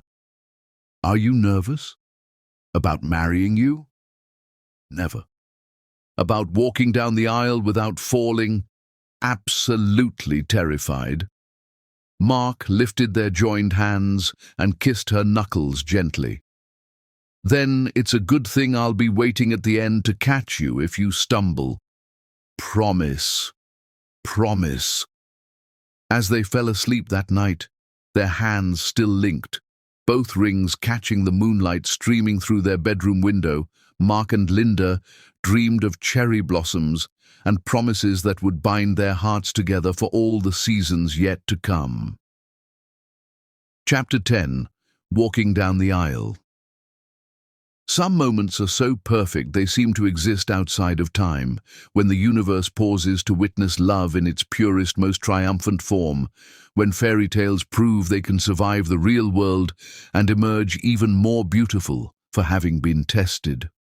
The morning of April 15th dawned with the kind of perfect spring weather that felt like nature's blessing on their love, as if the universe itself had conspired to create the ideal backdrop for their beginning. Cherry blossoms painted Central Park in shades of pink and white that seemed almost too beautiful to be real, their petals drifting on a gentle breeze that carried the promise of new beginnings and the sweet fragrance of hope fulfilled. In their apartment, Linda stood before the full-length mirror, in what had once been Mark's sterile guest bedroom, but was now lovingly transformed into her bridal suite, complete with flowers from their florist and champagne from friends who understood the magnitude of this day. The transformation of the space mirrored the transformation of their lives. What had once been unused and impersonal was now filled with meaning, purpose, love that had a physical presence. Wedding gifts were arranged on every surface, cards from people whose lives had been touched by their story, flowers that seemed to glow with their own inner light. Linda marveled at the woman looking back at her from the mirror, hardly recognizing the radiant bride who had taken the place of the lonely graphic designer who'd answered a wrong number 18 months ago. The intervening time felt both like a lifetime and like yesterday, packed with experiences that had transformed her from someone who merely survived into someone who thrived. The wedding dress had been custom designed by a team who understood that beauty came in all forms, created to accommodate her unique needs while making her feel like the princess every bride deserves to be. Flowing silk fell in elegant lines that would look beautiful whether she was standing or sitting, with delicate beading that caught the morning light like captured stars scattered across fabric that moved like liquid moonlight. Every detail had been chosen with love, from the way the bodice supported her as she practiced walking to the way the skirt would look as she moved down the aisle toward her forever. Her mother's necklace rested against her throat, and her grandmother's pearl earrings, another gift from her father, completed the ensemble. "You're ready," said Maria, the wedding coordinator Emma had insisted upon hiring. "Your hair is perfect, your makeup is flawless, and that dress, my goodness, you look like you stepped out of a fairy tale." Linda turned from side to side, watching the way the silk moved with her body. In 3 hours, she would walk down the aisle to marry the love of her life. The thought sent butterflies through her stomach and made her heart race with anticipation. "How are the legs feeling today?" asked Dr. Thompson, who had become not just her surgeon, but her friend over the past year, and had insisted on being present for this milestone. "Strong," Linda replied, and meant it. She'd been working with Marcus every day for 2 weeks, practicing the exact steps she'd take from the back of the ceremony space to Mark's waiting arms. 43 feet, approximately 57 steps. She could do it. She would do it. "Remember," Dr. Thompson said, "if you get tired or feel unsteady, there's no shame in pausing or accepting help. This is about celebrating your love, not proving anything to anyone." "I know," Linda said, "but I want to do this. I need to do this. For me, for Mark, for everyone who believed impossible things could happen." Meanwhile, in a suite on the other side of the venue, Mark was discovering that even the most successful businessman could be reduced to nervous energy by the prospect of marrying the woman of his dreams. His hands shook slightly as he adjusted his tie for the 10th time, and his best man, his college roommate James, was finding it highly entertaining. "You know she's going to say yes, right?" James teased. "I mean, you've been living together for over a year. She's not going to run away at the altar." "What if I cry?" Mark asked, ignoring the joke entirely. "What if I take one look at her and completely lose it?" "Then you cry," said Mark's father, Richard, who had surprised everyone by being more emotional about this wedding than anyone had expected. "Son, I've watched you with Linda for the past year and a half, and I've never seen you happier. If seeing your bride makes you cry, it just means you understand how lucky you are." "She's walking, Dad," Mark said, his voice filled with wonder, even though they'd discussed this countless times. "After 12 years in a wheelchair, she's walking down the aisle to marry me." "She's not walking down the aisle because she can," Richard replied wisely. "She's walking down the aisle because she wants to." There's a difference, and understanding that difference is part of why you're the right man for her. At 2 p.m., guests began arriving at the conservatory garden, finding their seats among the cherry blossoms that had been incorporated into the wedding decor, as if nature itself had been consulted about the design. Emma directed traffic with military precision, ensuring everyone had programs, pointing out the best spots for photographs, making sure Mark's elderly grandmother had a comfortable chair with the perfect view. Linda's father arrived from Phoenix looking more emotional than she'd seen him since her mother's funeral. Carol, his wife, was with him, and for the first time, Linda saw genuine warmth in her stepmother's eyes. "Mija," her father whispered when he saw her, reverting to Spanish the way he always did when feelings overwhelmed him. "Tu mamá estaría tan orgullosa." "Your mother would be so proud." "She's here with us today," Linda replied, touching her mother's necklace. "I can feel her." At 3:30, the music began with the kind of ethereal beauty that made even the flowers seem to lean in to listen. The string quartet Mark had hired played a soft, romantic melody that seemed to make the very air shimmer with anticipation.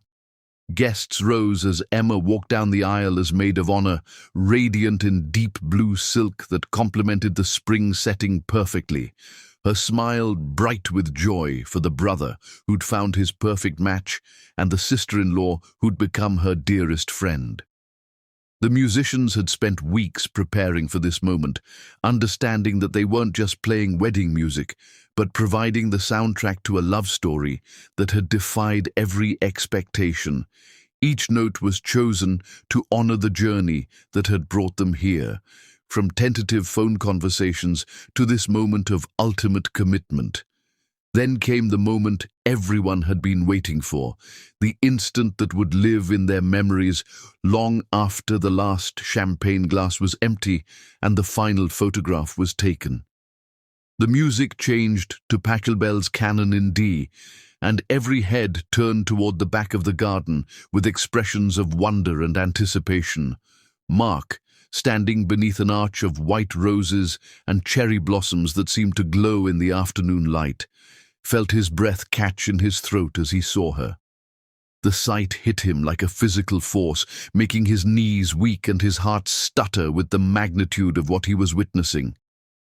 Linda stood at the entrance to the aisle, her arm linked through her father's, looking like every dream he'd ever had made manifest in silk and lace and determination that blazed like sunlight. The dress moved around her like liquid starlight.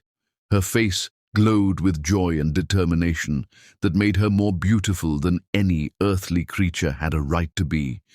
And when their eyes met across the distance of 43 feet, the rest of the world simply disappeared.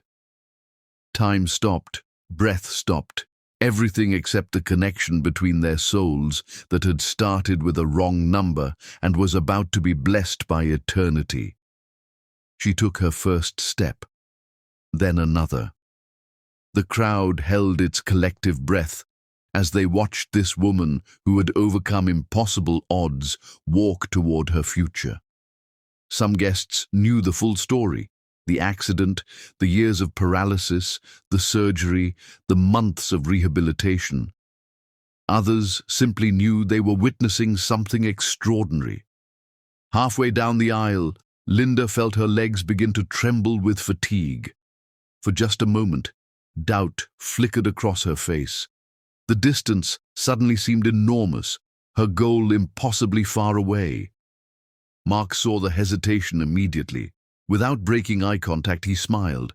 Not the polite smile of a groom posing for photos, but the wide, joyous, completely uninhibited smile that had first made her fall in love with his voice over the phone. That smile said everything. "You can do this. I believe in you. I'm here." The trembling stopped. Linda's steps became sure again. Her spine straightened with renewed determination, and she continued toward the man who had taught her that love could indeed work miracles. With 10 feet to go, she released her father's arm and walked the final steps alone. Not because she had to prove her independence, but because she wanted Mark to know that she was choosing him freely, completely, with every fiber of her being. When she reached the altar, Mark was indeed crying, tears streaming down his face as he whispered, "You did it. You're incredible. You're here." "I'm here," she confirmed, her own tears mixing with laughter. "Are you ready to marry me, Mr. Ellison?" "I've been ready since the moment you didn't hang up the phone, Mrs. Almost Ellison." The ceremony itself was a blur of perfect moments. They exchanged vows they'd written themselves, promises about loving each other through every challenge, supporting each other's dreams, believing in the impossible when they were together. When Mark slipped the ring onto Linda's finger, his hands were steady for the first time all day. When she placed his ring on his finger, her voice was strong and sure. "You may kiss your bride," said the officiant, and Mark didn't need to be told twice. Their first kiss as husband and wife happened surrounded by cherry blossoms and applause, witnessed by everyone who mattered to them, blessed by perfect spring sunshine and the kind of love that rewrites the rules about what's possible. But the moment that would live in everyone's memory forever came during their first dance. The band played "At Last" by Etta James, and as Mark led his wife onto the dance floor, every guest rose to their feet in spontaneous applause. Linda danced, not perfectly, not without occasional support from Mark's strong arms, but she danced. They swayed together, lost in each other's eyes, moving to music that seemed written specifically for this moment.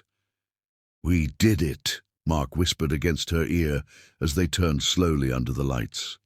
"We did," she agreed, "though I think this is just the beginning. The best kind of beginning." As the song ended and they were surrounded by family and friends eager to celebrate with them, Mark and Linda knew they had achieved something greater than a successful wedding. They had proven that love, when it's real and strong and patient, can overcome any obstacle the world puts in its path. Later, as the evening wound down and they prepared to leave for their honeymoon in Italy, Linda found herself standing at the edge of the garden, looking back at the scene of their perfect day. The lights twinkled like earthbound stars, the cherry blossom petals carpeted the ground like nature's confetti, and the lingering sounds of laughter and music created a symphony of joy that seemed to echo off the city buildings surrounding their celebration. Their guests were beginning to gather their things, faces glowing with the satisfaction of having witnessed something extraordinary. Children ran between the tables, collecting flower petals to throw as the bride and groom departed.